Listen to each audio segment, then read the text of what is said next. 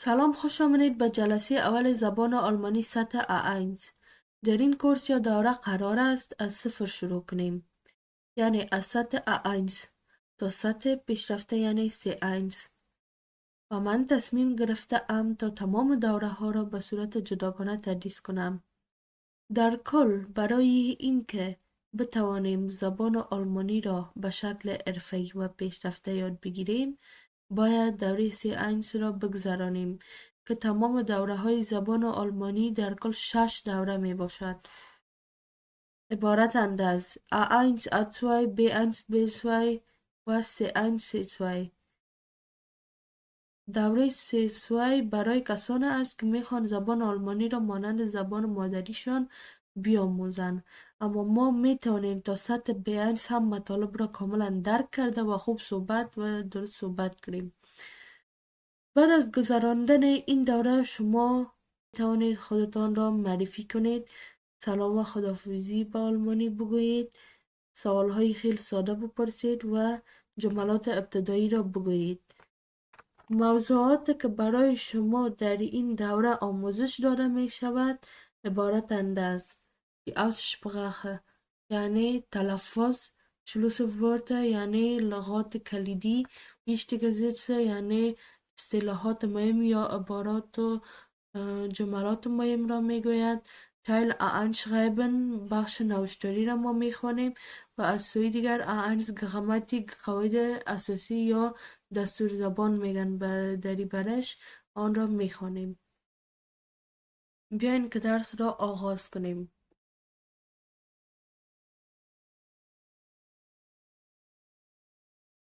Das Alphabet. الفبای زبان آلمانی در کل 26 حروف می باشد مانند زبان انگلیسی، اما چند حروف دارد که حروف الفبای زبان آلمانی را از حروف الفبای زبان انگلیسی متمایز می سازد. عبارتند از A، O، U می باشد و همچنان S.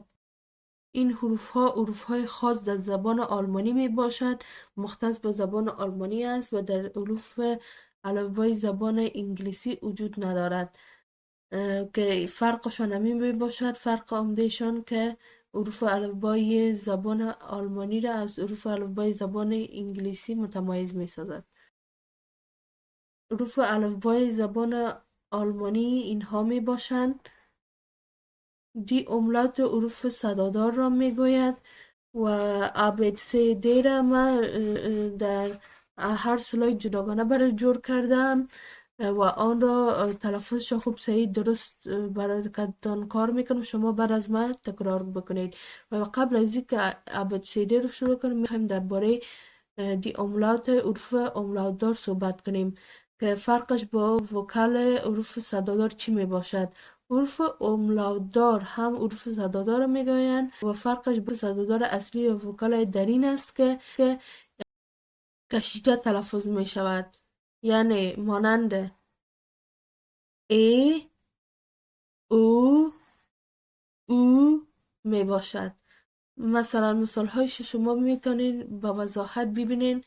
das Mädchen می باشد به شکل کشیده تلفظ می شود، اما حروف وکل به شکل کوتاه تلفظ می شود. das Österreich، das Österreich، über، über. بیاین که تلفظ حروف الفبای زبان آلمانی را تمرین بکنیم. Aussprache des deutschen Alphabet. تلفظ حروف الفبای زبان آلمانی. من میخوانم، شما بعد از من A، A، B، B،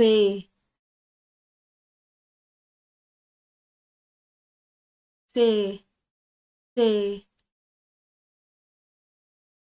D، D،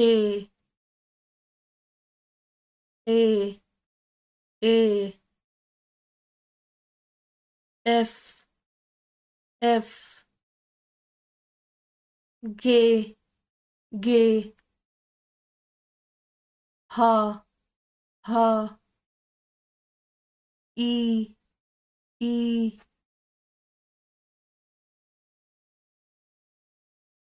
یاد یاد. و تمام تلفظش به آلمانی، تمام تلفظ حروف الفبای زبان آلمانی را به تحت هر کلمه نوشته کردم. ک ک ال ال ام ام ان ان او او پ پ کو کو اغ اغ اس اس ت ت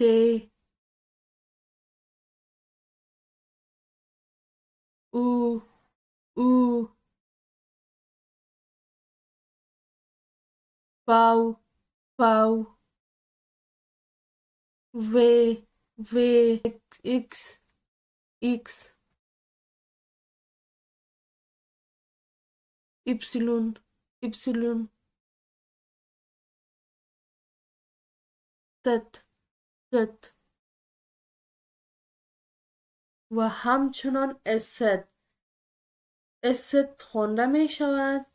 این حروف است خوانده می شود، اما مانند دو اس تلفظ می شود در کلمات، مانند مثال هایش: هایسن هایسن به معنی نام داشتن یا نامیدن.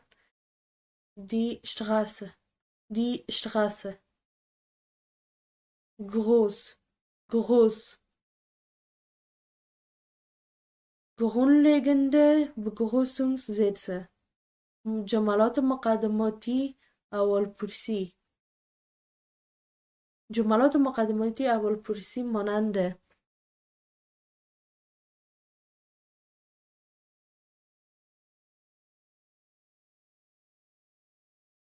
جملات مقدماتی اولپرسی یا عبارات مقدماتی اولپرسی: